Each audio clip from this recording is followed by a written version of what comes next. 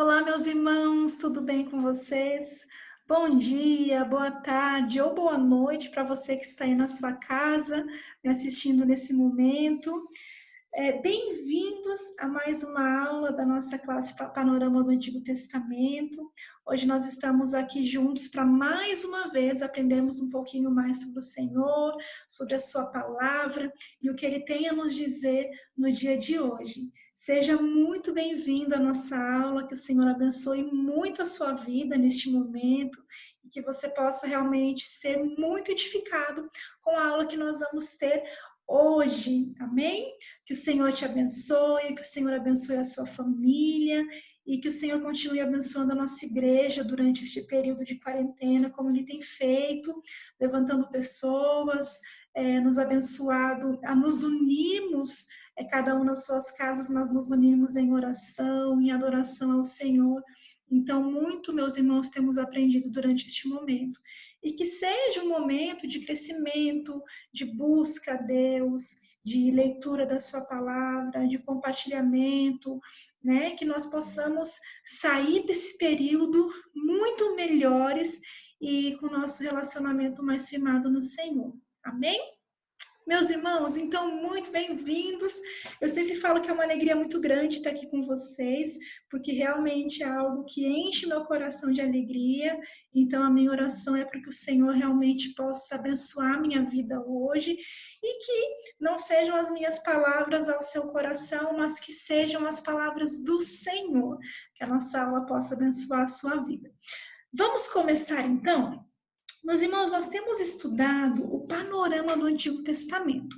E como tem sido bom, não é mesmo? Como a gente tem aprendido, como a gente tem se aprofundado na palavra de Deus, na história do povo de Israel. A cada aula que passa, nós vamos caminhando e como tem sido abençoador para nós. E hoje nós vamos relembrar um pouquinho das últimas aulas que nós tivemos para que a gente possa se situar aí no que nós vamos ver hoje, certo?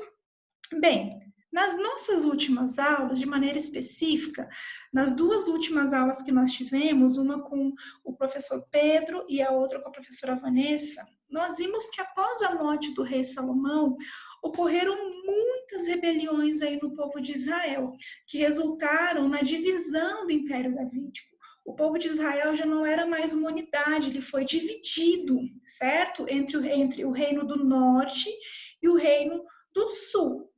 E aí vocês viram lá na aula do professor Pedro que ao norte 10 tribos se rebelaram contra a dinastia de Davi, contra a descendência de Davi.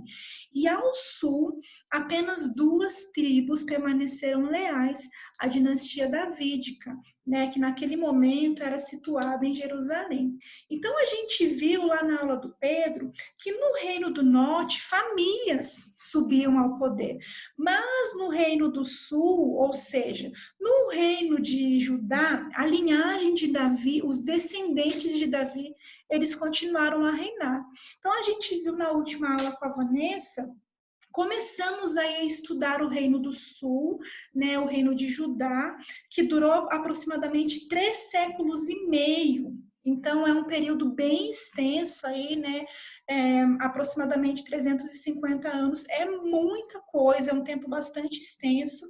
E como se trata de um período extenso, né, a gente vai continuar estudando o Reino do Sul hoje, e hoje nós vamos falar especificamente sobre os últimos 150 anos do Reino do Sul, enfocando aí quem foram os reis de Judá durante esse período, o que eles fizeram, como eles agiram, certo? E se eles andaram com o Senhor ou não.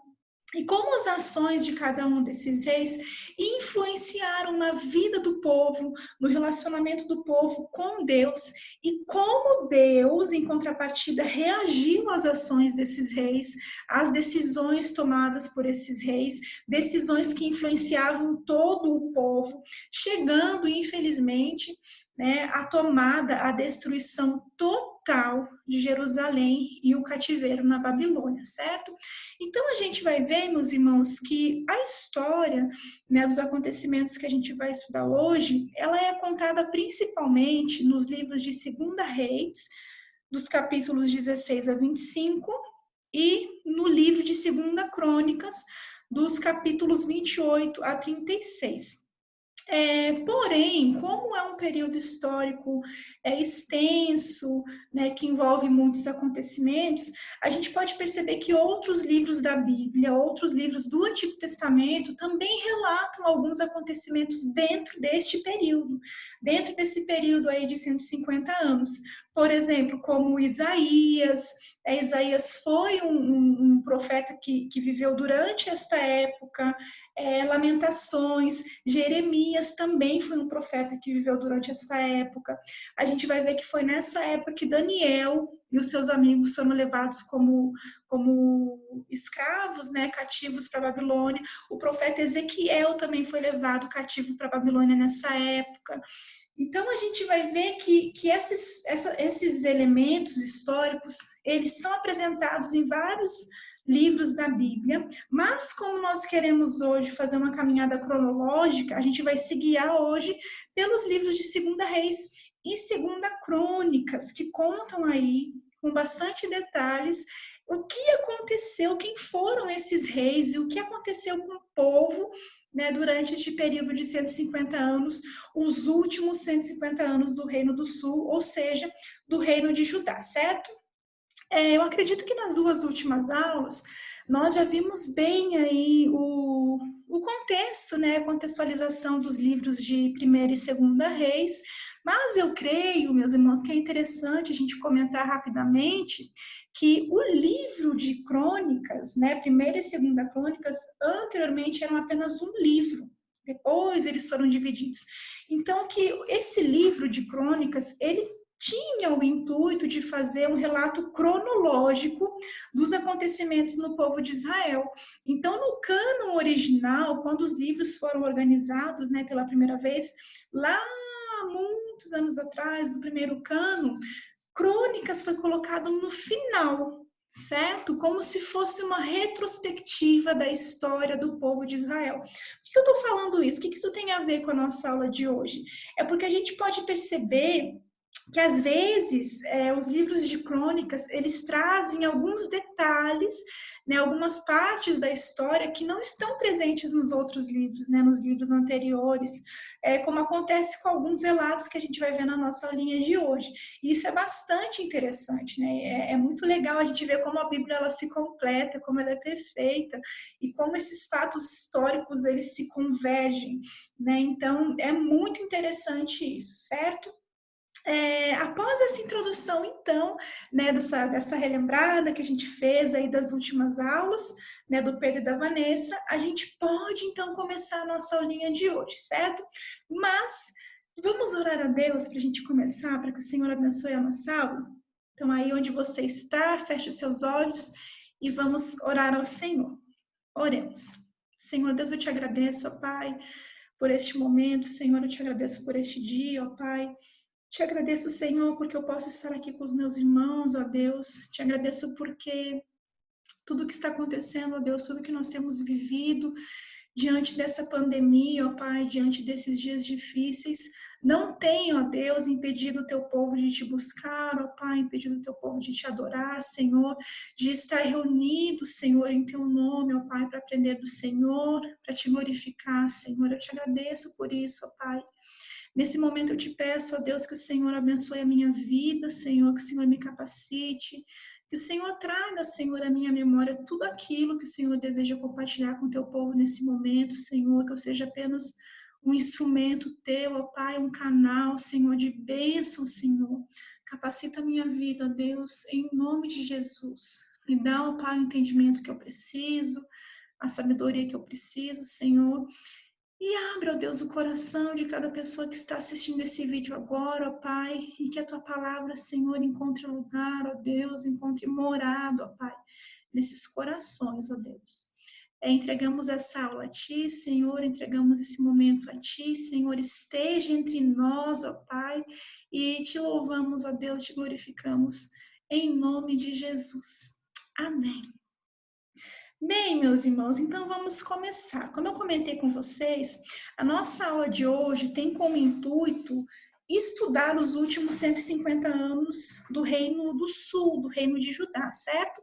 E como foco principal, a gente vai estudar um pouco sobre quem foram os reis de Judá nesses últimos 150 anos e o que eles fizeram, e como as ações, as decisões desses reis impactaram na vida do povo e no relacionamento do povo com o Senhor, certo? Então, dentro desse período, o primeiro rei que a gente vê aí é o rei Acás. É legal a gente se situar um pouquinho também dentro do que estava acontecendo nesse período, politicamente falando, certo? Nesse momento, a gente está num período histórico no qual as nações da Palestina elas estavam prestes a ser derrotadas pelos exércitos assírios. A gente vai ver aí que durante muitos anos a Síria ela é assim o maior inimigo mesmo, né, do reino do sul, do reino de Judá, o tempo inteiro aí, né, cercando esse povo. Então, nesse ínterim, Acas é o primeiro rei que a gente vai conhecer hoje. A Bíblia nos conta que Acas, ele não fez o que era reto diante de Deus. Né? Ele não fez o que era reto aos olhos do Senhor. Acas produziu práticas idólatras profundamente desagradáveis a Deus. A gente vai ver que a Bíblia conta detalhadamente o que Acas fez, assim como ela conta também com muitos detalhes do que alguns outros reis fizeram, certo? No caso de Acas, Acas fez muitas coisas que desagradaram muito a Deus, muitas abominações, né, de outros povos, de povos pagãos, de povos gentios. Então, por exemplo, Acas liderou toda a nação em cultos pagãos, adorando a deuses falsos. A casa, inclusive, queimou os próprios filhos. Ou seja, a casa estava transformando o povo num povo completamente idólatra, né? Separando aí o povo de Deus, levando o povo a uma verdadeira apostasia. Então, a gente vê aqui que nesse período, no comecinho aí do reinado de Acaz, né, quando a Bíblia começa a falar sobre ele, a casa estava diante de uma ameaça de invasão, né? E ele ficou com medo, né, que o povo fosse, enfim, levado como escravo, que o seu povo fosse invadido, que o reino do sul fosse invadido.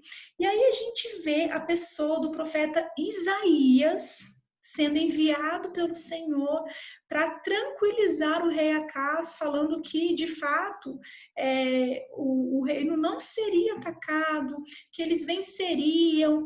Porém, o que Acaz fez?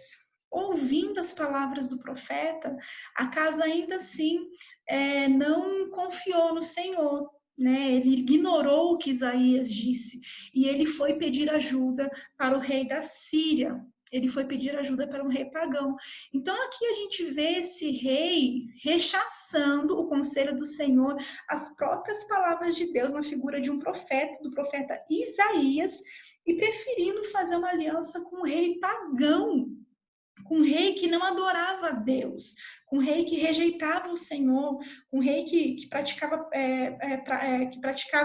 idolatria, que servia a outros deuses. Então a gente vê a Bíblia mostrando para a gente que Acaz preferiu fazer essa escolha e ele sofreu as consequências disso, porque Deus ficou profundamente irado. Acaz chegou, meus irmãos, ao ponto de tirar objetos de valor do próprio templo, do templo consagrado ao Senhor, para dar para o rei da Síria, né? Tirou coisas, objetos de valor da sua própria casa, né? Da casa do rei. Então a gente vê aí a falta de respeito, né? Como o respeito, a reverência pelo Senhor e pelas coisas de Deus havia se perdido aí no coração de Acaz. Né? Então a gente vê aqui algumas outras ações que Acaz fez enquanto ele foi rei. Vamos dar uma olhadinha? Olha só. Acaz pegou os objetos do templo e os quebrou em pedaços. Fechou os portões do pátio do templo e mandou construir altares em todas as esquinas de Jerusalém. E mandou construir em todas as cidades de Judá lugares pagãos de adoração, onde se queimava incenso a deuses estrangeiros. Assim, ele fez com que o Senhor, o Deus dos seus antepassados, ficasse muito irado.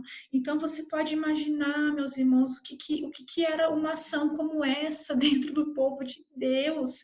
A gente pode olhar para trás e ver tudo que o Senhor fez pelo povo, como Deus lindamente se manifestou, manifestou o seu poder, manifestou a sua glória. E aqui a gente vê um rei se tornando um pagão, agindo como se fosse um ímpio, adorando a outros deuses, erguendo altares, né, queimando incenso, queimando os próprios filhos, sacrificando a outros deuses. E Deus, então, realmente ficou muito irado. Eu gosto de pensar no que o Senhor sentiu, né? Cada vez que o povo se voltava contra ele, cada vez que o povo adorava outros deuses, e eu realmente fico pensativa sobre isso, né? Como que o Senhor se sentiu.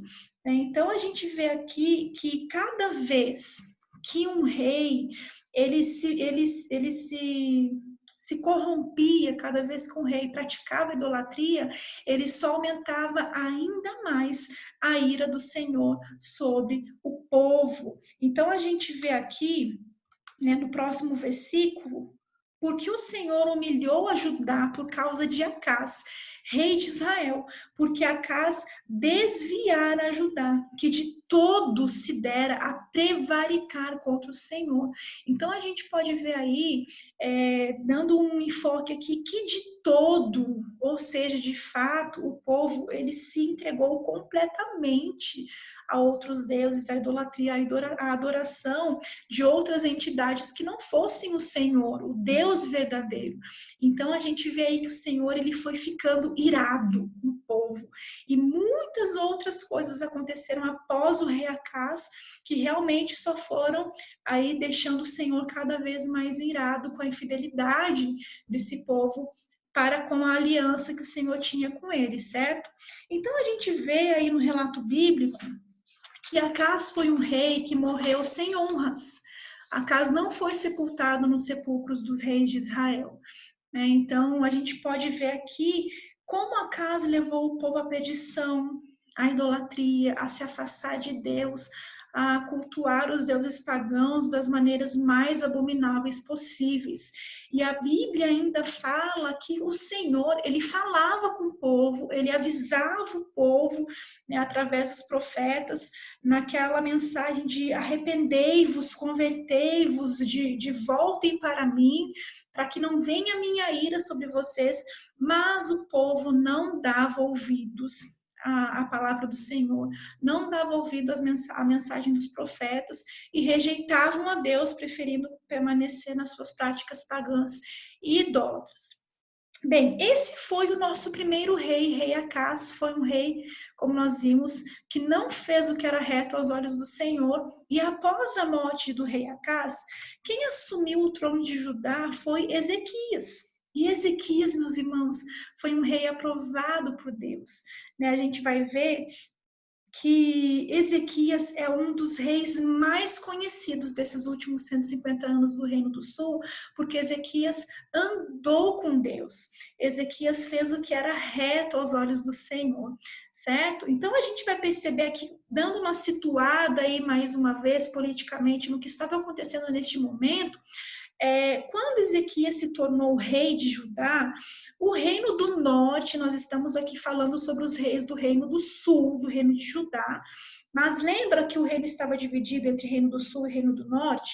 E que algumas coisas, alguns fatos aí aconteceram simultaneamente. Então, nesse período, o reino do norte, o outro reino, já havia se rendido, né, porque Samaria havia sido tomada pelos assírios. Então, os israelitas, eles haviam sido levados cativos para a Síria. Então, mais uma vez, aí a gente vê a Síria, esse inimigo aí rondando o povo de Deus, e já tinham aí, de fato, conquistado o reino do norte, estavam tentando saquear também o reino do sul, certo? Então, a gente vê que o relato bíblico nos fala que Samaria, ela foi povoada por estrangeiros, Então, nesse momento, a gente vê que a terra do povo escolhido de Deus estava sendo habitada por outros povos, que o próprio povo de Deus estava sendo levado cativo para a Síria. E o reino do norte, então, estava se desfazendo, estava se desfalecendo. E esse é o contexto no qual Ezequias se torna rei. Então, a gente vai ver aqui, meus irmãos, que ao perceber que o cativeiro do Reino do Norte claramente era uma consequência do rompimento da aliança com Deus, uma consequência da desobediência daquele povo, né, Ezequias promoveu uma grande reforma religiosa, né, no intuito de promover arrependimento entre o povo, no intuito de fazer com que o povo voltasse para Deus. Então, a gente vai ver no relato bíblico que Ezequias destruiu todos os altares. Ezequias destruiu todas as edificações erguidas a outros deuses. Ele promoveu a purificação do templo, dos levitas, dos sacerdotes, do povo inteiro. Então a Bíblia nos conta que no primeiro ano do seu reinado, no primeiro mês, ele abriu as portas do templo, chamou todos os levitas, instruiu todos os levitas como que eles deveriam agir nessa purificação, e o templo foi completamente purificado. Depois de 16 dias, não havia mais nada que fosse pagão ou dedicado a qualquer outro Deus dentro do templo, dentro da casa do Senhor. Então a gente vê que Ezequias, ele restabeleceu o culto a Deus. Ele levou o povo a adorar a Deus novamente, e o povo se voltou para Deus. A gente vê o relato bíblico contando que, de fato, o povo ouviu as palavras de Ezequias, o povo se arrependeu e o povo voltou para o Senhor. Então, como nós podemos ver aqui, Ezequias e todo o povo ficaram alegres com o que Deus havia feito por eles, pois tudo isso aconteceu muito depressa. Então, a gente pode ver que toda essa mudança, ela foi uma mudança rápida, porque Ezequias tinha pressa, ele tinha urgência. Ao ver o que aconteceu com o Reino do Norte, ele tinha urgência em tentar salvar o seu povo, também tocado, obviamente, né, pela necessidade de voltar a ter um relacionamento com Deus, um relacionamento real com o Senhor. E Ezequias, meus irmãos, é um dos reis nesse período que a Bíblia mais fala aí sobre o seu reinado, sobre situações que aconteceram no seu reinado, certo? E aí aconteceu algo muito interessante, né? Que após essa purificação do templo, Ezequias convida todo o povo para vir a Jerusalém celebrar a Páscoa, porque havia muito tempo que o povo não celebrava a Páscoa. Né? Isso também já tinha se perdido, então veja bem, a gente está falando da maior celebração do povo de Israel, eles já não faziam mais. Então veja como o povo se corrompeu, como o povo se perverteu, como o povo se distanciou do Senhor, da aliança que eles fizeram com o Senhor. E aí a Bíblia nos conta que ele enviou um convite a todo o povo de Judá, né, ao Reino do Sul, a todo Israel, e esse convite falava sobre arrependimento, sobre eles voltarem para Deus, sobre eles virem celebrar a Páscoa, virem sacrificar ao Senhor, virem trazer ofertas ao Senhor. E a Bíblia nos conta que alguns riram, zombaram daquele convite, né, dessa situação de celebrar a Páscoa, de ir até Jerusalém, mas de fato alguns se arrependeram e aceitaram esse convite. E assim a Páscoa foi celebrada por vários dias, com muitos sacrifícios e com muitas ofertas a Deus.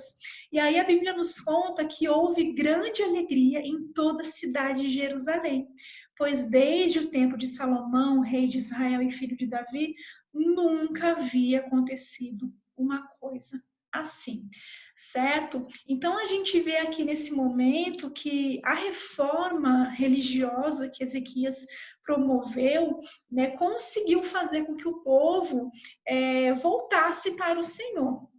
Certo? E aí a gente pode ver alguns outros fatores, algumas outras situações aí no reinado de Ezequias, que é interessante que a gente comente também, né? Um grande evento aí durante o reino de Ezequias foi a ameaça de Senaqueribe, que era o rei da Síria, que Senaqueribe fez? Lembra que eu comentei com vocês que a Síria estava rondando, né, o Reino do Sul? Eles já tinham, né, levado o Reino do Norte cativo, os israelitas cativos para a Síria, e agora eles estavam rondando aí o Reino do Sul. Então, Senaqueribe, com seu exército, cercou todas as cidades mais fortes de Judá e afrontou sobremaneira o Deus verdadeiro, o nosso Deus, certo? Com um discurso prepotente, desafiando pessoalmente o próprio Deus, né? Dizendo que nenhum Deus poderia vencer a Síria, né? E também falando que não era para o povo de Judá escutar Ezequias, quando Ezequias falasse para o povo confiar em Deus. Então, a gente vê que o discurso aí dos assírios foi um discurso horroroso, afrontoso. A gente vê lá em 2 Reis 18 e 2 Crônicas 32, se você quiser dar uma olhadinha. Né? Muita afronta ao nosso Deus, ao Deus de Israel. Então, quando essas palavras foram levadas até Ezequias, Ezequias rasgou as suas roupas de tristeza, Ezequias se cobriu com o pano de saco e Ezequias buscou a Deus. Né? Então, a gente vê aí que Ezequias pediu que fosse mandado um recado seu, para o profeta Isaías, que falava o seguinte: o rei da Síria nos mandou o chefe do seu exército para insultar o Deus vivo. Que o Senhor, nosso Deus, escute esses insultos e castigue quem os disse. Portanto, ore a Deus pelas pessoas do nosso povo que ainda estão vivas. Então, a gente consegue ver aqui a percepção de Ezequias ao perceber que realmente o insulto não era diretamente contra eles, era um insulto direto contra o Deus vivo. Né? E todos aqueles, meus irmãos, que amam ao Senhor de todo o coração, não suportam ver o nosso Deus, o Deus vivo, o Deus verdadeiro, o único Deus, sendo afrontado dessa maneira, tendo seu poder confrontado dessa maneira, né? Como o chefe do exército de Senaqueribe fez.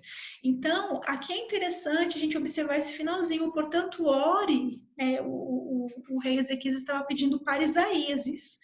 Ora a Deus pelas pessoas do nosso povo que ainda estão vivas. Então, veja bem, esse finalzinho nos mostra como o povo estava destruído, né? Como esse povo já tinha vivido tantas coisas, as pessoas que ainda estão vivas, significa que muitos já haviam morrido, muitos já haviam sido levados, falando do povo como um todo, né? E aí, após esse pedido, após essa mensagem, Isaías vai ao encontro de Ezequias e conforta Ezequias, dizendo que Deus os livraria dos assírios. E aí a gente vai ver o que aconteceu. Esse trecho traz todo o relato para a gente do que aconteceu aí, qual foi o desfecho dessa história. Vamos dar uma olhada? Isaías continuou. Portanto, o Senhor Deus diz o seguinte a respeito do rei da Síria: ele não entrará nessa cidade e não atirará uma só flecha contra ela. Nenhum soldado com escudo chegará perto da cidade e não serão construídas rampas de ataque ao redor dela. O rei da Síria vai voltar pelo mesmo caminho por onde veio, sem ter entrado nesta cidade. Eu defenderei e protegerei esta cidade por causa da minha honra e por causa da promessa que fiz ao meu servo Davi. Eu, o Senhor, falei. Naquela noite, o anjo do Senhor foi até o acampamento dos assírios e matou 185 mil soldados. De manhã, os que sobraram viram os corpos dos mortos. Então Senaqueribe, rei da Síria, se retirou, voltou para Nínive e ficou lá.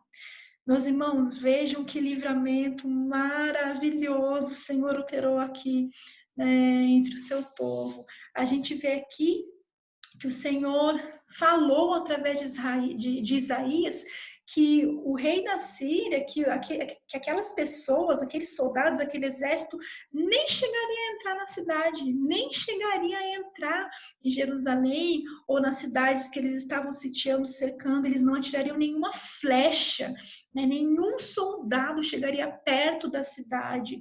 E aí a gente vê aqui né, o Senhor falando que o rei da Síria ele voltaria pelo mesmo lugar, pelo mesmo caminho de onde ele veio. E aí nós vemos aqui, por causa da minha honra, ou seja, pelo meu nome, por amor de mim e pela aliança que eu fiz, pela promessa que eu fiz ao meu servo Davi. Então a gente vê aqui como que Deus agiu. O anjo do Senhor foi até o acampamento e matou 185 mil soldados. Olha só, como que deve ter sido isso? Quase 200 mil pessoas foram mortas, né? E aí a gente vê aqui que Senaqueribe, ele voltou para Nínive e ele ficou lá. Mas a Bíblia nos conta que após um tempo, Senaqueribe foi morto à espada por 2 dos seus filhos, né? Então esse foi o final aí de um rei que afrontou o rei, o Deus de Israel, certo? Esse foi o final de Senaqueribe. Então aí a gente vê o livramento do Senhor para com o povo e para com aí o próprio rei Ezequias. Alguns outros acontecimentos importantes também que são legais a gente comentar na nossa aula de hoje é o fato de que Ezequias ficou doente, né? O certo dia o Senhor falou com Ezequias e disse o seguinte: Ezequias, coloque em ordem toda a sua vida, coloque em ordem toda a sua casa, porque você vai morrer, você não vai viver. E a Bíblia nos conta que Ezequias chorou amargamente, amargamente. Como que você se sentiria se Deus falasse isso para você? Coloca a sua casa em ordem, porque você não vai viver, não. Então a gente vê aí que Ezequias ficou profundamente abatido e Ezequias orou a Deus, ele clamou a Deus. E a gente vê que Deus se compadeceu de Ezequias, Deus curou Ezequias, né, e deu a Ezequias mais 15 anos de vida. Então a gente vê aí que Ezequias ele se humilhou diante de Deus, pediu mais tempo de vida ao Senhor e o Senhor concedeu a ele mais 15 anos de vida, certo? Então nós vemos aqui que após um tempo, o rei Ezequias ele recebeu uma visita da embaixada babilônica, certo? Vieram aí pessoas, homens da Babilônia, o rei, né, desse local da Babilônia, ele soube que Ezequias estava doente, então resolveu mandar pessoas com presentes aí para Ezequias. E aí a gente vê, né, o relato bíblico nos falando que Ezequias mostrou toda a sua riqueza para essa embaixada babilônica. Né? A Bíblia fala que não havia nada que Ezequias não tivesse mostrado para esses homens da Babilônia. E aí, após isso acontecer, o profeta Isaías chega para Ezequias e fala assim: quem eram essas pessoas? Quem eram esses homens que estavam aqui, que vieram aqui? Aí Ezequias fala: eram pessoas, eram homens que vieram de um lugar muito distante, um lugar muito longe.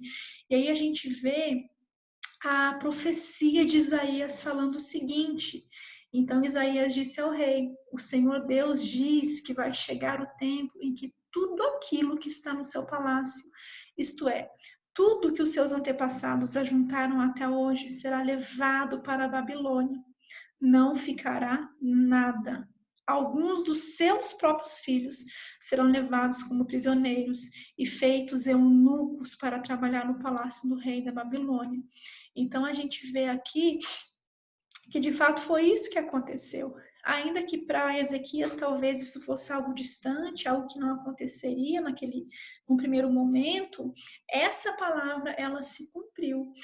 E aí Ezequias ouviu essas palavras e disse, né, para Isaías que essa palavra era boa, ou seja, que ele aceitava, que ele entendia que isso vinha de Deus. Afinal, Ezequias era um homem de Deus, certo? Então a gente vai ver que no final das contas, essa profecia ela se cumpre perfeitamente, né, na destruição de Jerusalém, onde tudo isso aqui de fato aconteceu. Então a gente vê aí, meus irmãos, que Ezequias, por ter sido um rei que andou com Deus, que amou verdadeiramente ao Senhor, que promoveu essa reforma religiosa para que o povo se voltasse para Deus, a gente vê que Deus abençoou muito o rei Ezequias. Ezequias teve muita riqueza, teve muita glória, porque Deus era com ele. Então a Bíblia chega a falar que Ezequias prosperou em tudo o que ele fez. Ele foi um bom rei, ele foi um grande governador, ele fortaleceu as defesas da cidade. Então a gente vê a Bíblia contando que ele morreu e foi sepultado no mais alto dos sepulcros da dinastia de Davi, da descendência de Davi, certo? E essa foi aí, de certa maneira, a vida e o reinado do rei Ezequias, um rei que foi aprovado pelo Senhor. Quem assumiu o reino de Judá após aí a morte de Ezequias foi Manassés. Manassés, meus irmãos, assumiu o reino de Judá com apenas 12 anos de idade. E a Bíblia nos conta que Manassés fez o que era mal aos olhos de Deus. Lembra do primeiro rei que nós comentamos hoje, do rei Acás? Então, Manassés fez muito pior que o rei Acás. Ele simplesmente reconstruiu todos os altares pagãos que Ezequias, o seu pai, havia destruído e havia derrubado. Então, a gente vê aqui que Manassés, ele levou Judá ao fundo do poço espiritual. O povo voltou a ser completamente idólatra, tendo a sua iniquidade comparada apenas a de Acabe e Jezabel no reino do norte. Você lembra dessas pessoas, Acabe e Jezabel, e como eles praticavam atos de abominação contra Deus? Então, a gente vê que Manassés foi comparado aí apenas a essas duas pessoas, apenas a esse casal do Reino do Norte. Mas o que Manassés fez? Ele fez muitas coisas que desagradaram a Deus. Ele edificou altares no próprio templo do Senhor, né? Ele edificou altares, ele fez estátuas também aí de outros deuses. Ele queimou os próprios filhos como sacrifício a outros deuses. Manassés sacrificou crianças, ele instituiu aí a adoração, por exemplo, a outros deuses, fez práticas ocultistas, adivinhações, astrologia, adoração ao deus Moloque, às estrelas, aos planetas. Então a gente vê aqui que talvez Manassés também tenha sido responsável pelo martírio do profeta Isaías, porque a Bíblia fala que Manassés derramou muito sangue inocente. E eu achei interessante que a Bíblia fala, inclusive, que as ruas de Jerusalém, elas ficaram encharcadas de sangue inocente por culpa de Manassés. Então, Manassés foi um rei muito ruim, ele foi muito impiedoso, ele matou muita gente inocente, certo? Então, nós podemos ver aí, meus irmãos, um relato falando um pouquinho aí de como Manassés levou o povo à perdição. Manassés levou o povo de Judá e os moradores de Jerusalém a cometerem pecados ainda piores do que aqueles cometidos pelas nações que o Senhor Deus havia expulsado da terra, conforme o seu povo ia avançando. O Senhor Deus falou com Manassés e com seu povo, mas eles não lhe deram atenção. Certo? Então, aí a gente vê, né, a Bíblia contando de fato como Manassés levou o povo a desobedecer a Deus e à idolatria. E aí a gente continua vendo, né, na história de Manassés que Deus permitiu que Judá fosse invadida pela Síria. E Manassés foi levado como prisioneiro, foi levado como cativo. E nesse período de cativeiro, Manassés se arrependeu. Manassés verdadeiramente se humilhou perante Deus, né, pediu perdão do que ele tinha feito e Deus o perdoou. Então a gente vê que Deus deu uma nova oportunidade para Manassés. Manassés voltou para Jerusalém como rei e ele declarou que Deus era o Senhor. E aí ele destruiu todos aqueles altares pagãos, rompeu com todas as práticas idólatras, certo? Então a gente vê aí que de fato Manassés tentou aí fazer com que o povo voltasse a adorar a Deus. Após a morte de Manassés, Amon subiu ao trono. E a gente vê que, infelizmente, as práticas idólatras que Manassés havia incitado no povo de Judá, elas voltaram no reino de Amon. E a Bíblia fala que Amon também foi um rei impiedoso que fez o que era mal aos olhos de Deus. Então, a gente vê aqui pelo relato bíblico, que o reinado de Amon ele foi muito curto, ele durou apenas 2 anos, porque Amon foi morto pelos seus próprios servos, os seus próprios oficiais conspiraram contra ele e o mataram. Mas a Bíblia também fala que, apesar do seu reinado ter sido muito breve, foi suficiente para induzir o povo de volta à apostasia e à idolatria.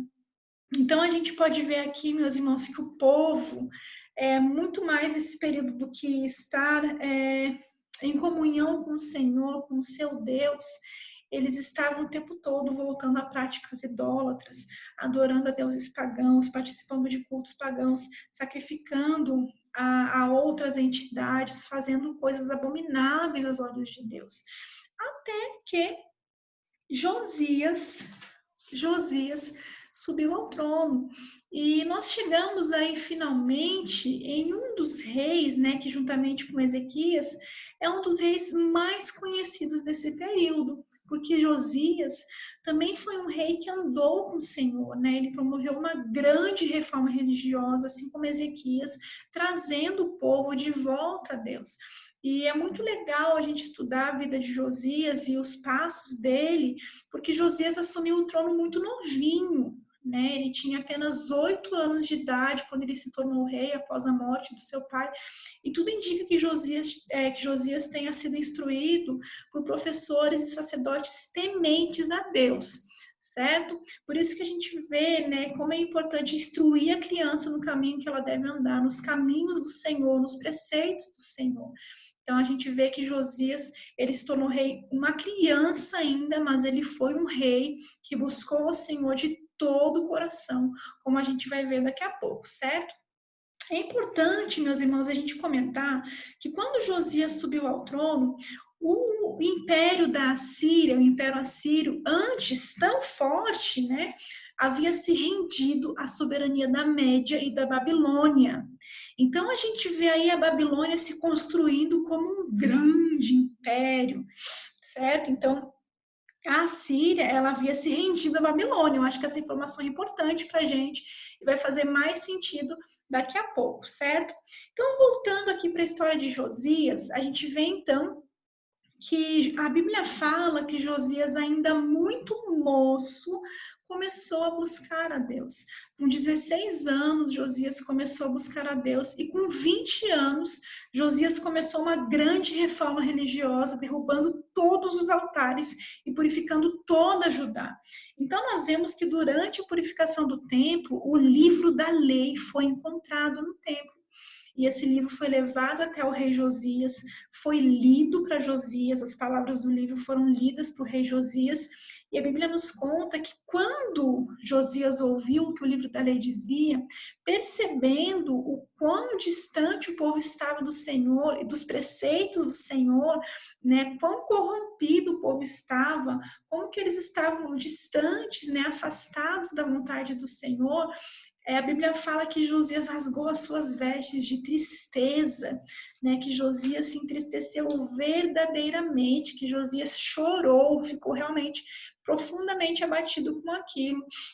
E a Bíblia nos conta que Deus olhou para Josias, Deus viu o coração de Josias.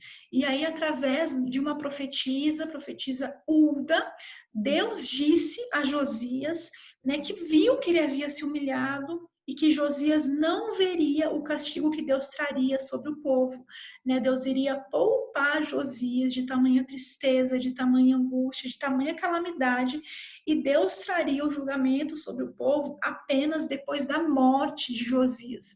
E realmente foi o que aconteceu, né? Então a gente vê que Josias renovou o pacto de fidelidade para com Deus. E durante todo o seu reinado, o povo adorou a Deus e não se desviou do Senhor, certo? Então é interessante, meus irmãos, a gente ver o que a Bíblia fala sobre Josias, né, em relação a esse relacionamento com o Senhor. E antes dele não houve rei semelhante que se convertesse ao Senhor com todo o seu coração e com toda a sua alma e com todas as suas forças, conforme toda a lei de Moisés. E depois dele nunca se levantou outro tal.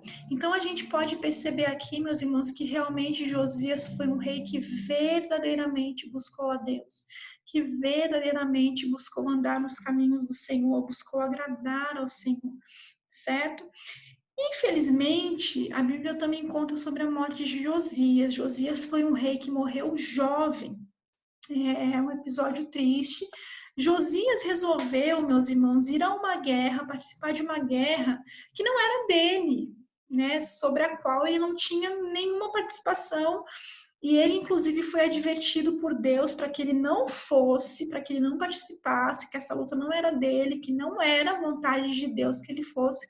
Mas, infelizmente, Josias não ouviu. Inclusive, ele foi disfarçado para que as pessoas não reconhecessem ele, que ele era o rei. E aí ele foi atingido por uma flecha e foi morto. Né? Ele foi ferido mortalmente aos 39 anos. Josias morreu muito jovem. E a gente percebe que a morte de Josias foi muito pranteada pelo povo. O povo se entristeceu muito, porque Josias era um bom rei. Morte alguma em Israel foi pranteada como a morte de Josias, inclusive pelo profeta Jeremias. E a gente vê que aqui nesse momento o profeta Jeremias era o profeta que estava aí convivendo com Josias. Nesse período, o profeta Jeremias tinha convivido com Josias de maneira íntima, como conselheiro, né, como a voz, porta-voz do Senhor, por 18 anos, certo? Então a gente vê aqui que Jeremias compôs uma lamentação sobre Josias. Então a gente vê aí lá no livro de Lamentações também, né, o profeta Jeremias falando sobre isso, certo? Então, infelizmente, Josias morreu dessa maneira, mas ainda assim Josias foi considerado um rei que buscou o Senhor, um rei realmente que trouxe o povo novamente a adorar a Deus, certo? E aí, meus irmãos, a gente começa a entrar a caminhar para os últimos reis de Judá, certo? Aqui a gente vai ver uma sequência de reis sobre os quais a Bíblia não traz muitos detalhes, certo? Mas que vale a pena a gente comentar. Após a morte de Josias, a gente vê aí que o próximo rei que subiu ao trono de Judá foi Jeoacás, né? Jeoacás foi tornado rei de Judá, mas ele reinou apenas 3 meses. Foi um reinado muito rápido. Por quê? Porque Neco, o rei do Egito, tirou Joacás do trono e levou Joacás como cativo para o Egito. E o próprio rei Neco estabeleceu outro irmão de Joacás para ser rei de Judá. Né? Esse irmão se chamava Eliaquim e Neco, o rei do Egito, mudou o nome, né, de Eliaquim para Jeoaquim, certo? Então a gente vê aí que o reinado de Jeoacás foi muito curto, de apenas 3 meses, e que o seu irmão Jeoaquim subiu aí ao trono no seu lugar, certo? Então a gente pode ver aqui, meus irmãos, que o próximo rei foi Jeoaquim. A Bíblia não fala muito sobre Jeoaquim, certo? Mas a gente vê que durante o seu reinado, Nabucodonosor, que era o rei da Babilônia, avançou sobre os reinos do sul e saqueou Jerusalém, levando muitos reféns para a Babilônia, levando muitos cativos para a Babilônia. E é interessante a gente ver que entre esses cativos estavam Daniel e os seus amigos. Lembra da história de Daniel, seus amigos, na cova dos leões? Pois é, eles foram levados para a Babilônia nessa época e nesse saque de Nabucodonosor de Jerusalém. Então aqui se cumpriu, começou aí, né, a se cumprir mais uma vez a profecia de que tudo de Jerusalém seria saqueado pela Babilônia e levado para a Babilônia, certo? A gente não vê registros com muitos detalhes da morte de Jeoaquim, certo? Mas a Bíblia fala que Jeoaquim foi um rei que não andou com Deus. certo? Após Joaquim, Joaquim reinou. A gente pode perceber que são nomes bem semelhantes, né? Mas são pessoas diferentes. Joaquim reinou, e Joaquim reinou apenas 3 meses também. Foi um reino bem rápido. Joaquim era muito jovem, Joaquim tinha 18 anos quando ele se tornou rei.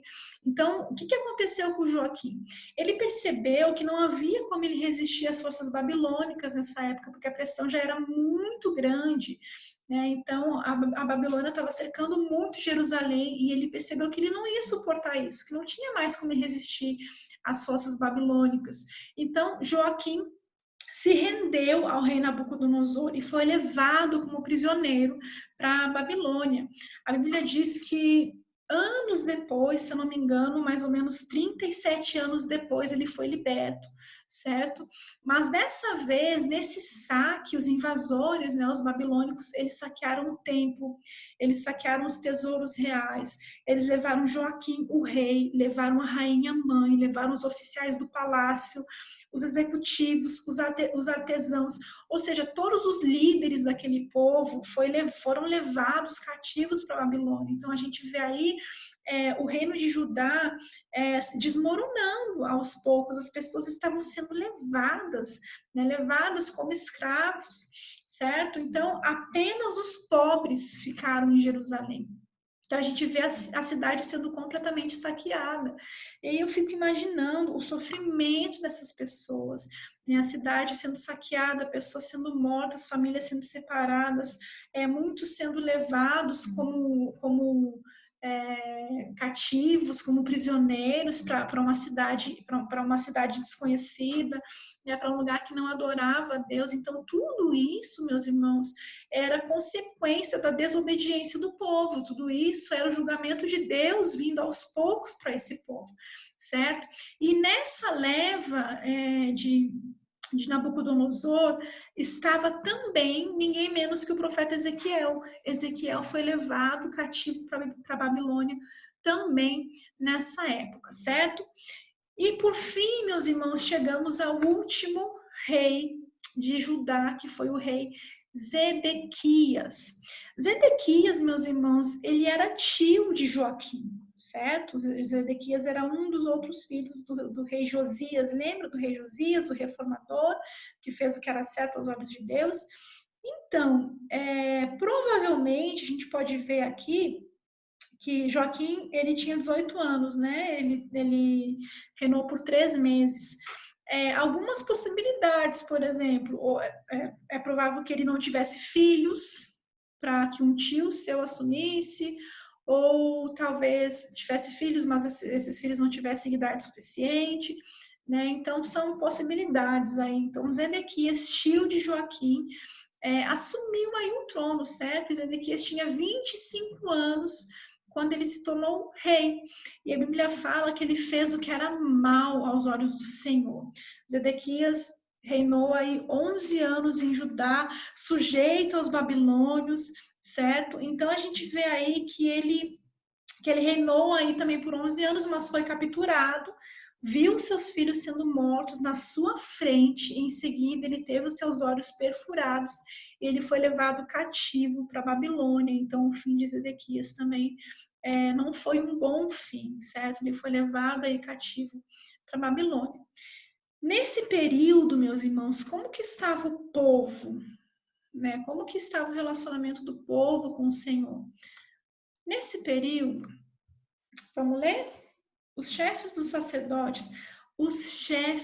sacerdotes, veja bem, e o povo aumentavam de mais em mais as transgressões, segundo todas as abominações dos gentios, e contaminaram a casa do Senhor, que ele tinha santificado em Jerusalém. E o Senhor, Deus de seus pais, lhes enviou a sua palavra pelos seus mensageiros, madrugando e enviando-nos, porque se compadeceu do seu povo e da sua habitação. Porém, zombaram dos mensageiros de Deus e desprezaram as suas palavras, e escarneceram dos seus profetas, até que o furor do Senhor subiu tanto contra o seu povo que mais nenhum remédio houve. Então, aqui a gente vê que chegou num ponto que não havia mais o que ser feito, que o furor do Senhor contra aquele povo subiu tanto, tanto, mas tanto, que a Bíblia fala que não havia mais como remediar, não havia mais o que ser feito. E o que me chama atenção nesse trecho é que a Bíblia está falando aqui que Deus ainda se compadecia do povo, enviando mensageiros, enviando profetas, compadecido do povo, né, para que o povo voltasse para ele. Mas o que o povo fazia? O povo zombava, né, dos mensageiros de Deus, da mensagem do Senhor, desprezavam as palavras do Senhor, escarneciam dos profetas. Então, o furor do Senhor subiu sobremaneira, e é assim que começa a destruição completa, total de Jerusalém. A gente vê aí, meus irmãos, o relato da destruição de Jerusalém em 2 Reis 25, 2 Crônicas 36. Aqui eu coloquei para a gente, né, um trechinho para que a gente tivesse uma ideia de como aconteceu. Então Deus fez com que o rei da Babilônia marchasse com seu exército contra eles. Ele matou os moços à espada, até mesmo no templo, e não teve dó de ninguém, nem dos moços, nem das moças, nem dos adultos, nem dos velhinhos. Deus entregou todos nas mãos do rei da Babilônia. Este pegou todos os objetos do templo, os grandes e os pequenos, todos os tesouros do templo, do rei e das altas autoridades, e levou tudo para a Babilônia. Os soldados queimaram o templo, derrubaram as muralhas de Jerusalém, queimaram todos os palácios e destruíram todos os objetos de valor. Os moradores de Jerusalém que não foram mortos foram levados como prisioneiros para a Babilônia, onde se tornaram escravos do rei e dos seus descendentes, até que o reino da Pérsia começou a dominar.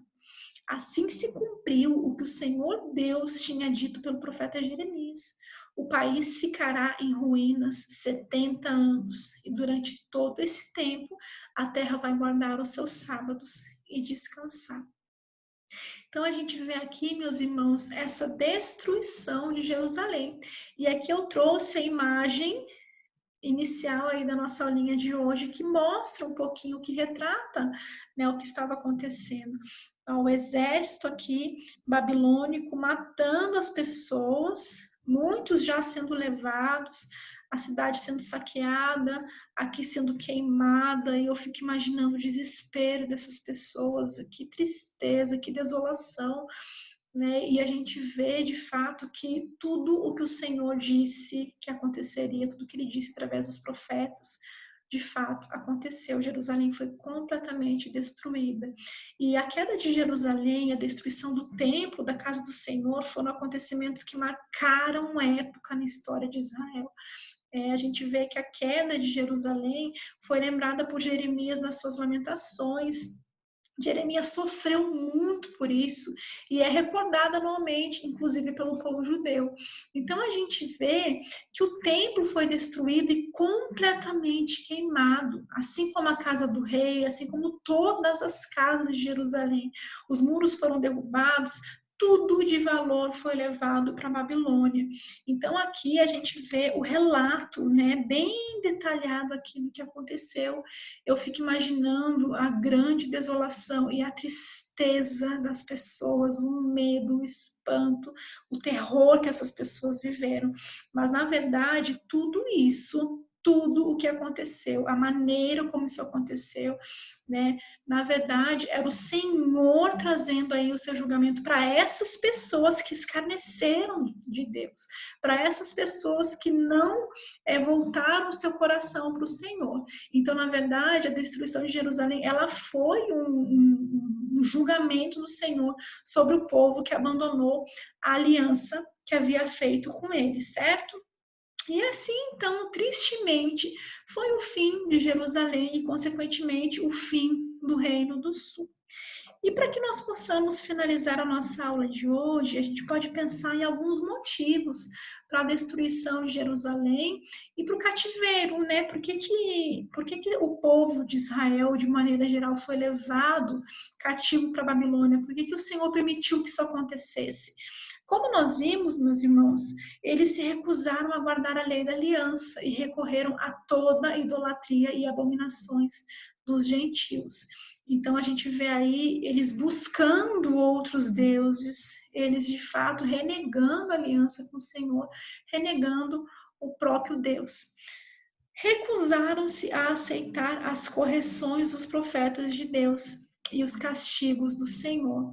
Então a gente vê, meus irmãos, que ao longo de toda essa história, a gente vê com frequência o Senhor levantando homens de Deus, profetas, mensageiros, para que falassem a esse povo realmente, para que eles se arrependessem, e o povo não quis ouvir, o povo não deu ouvidos à voz do Senhor, né? Pelo contrário, eles escarneciam, eles zombavam, eles riam.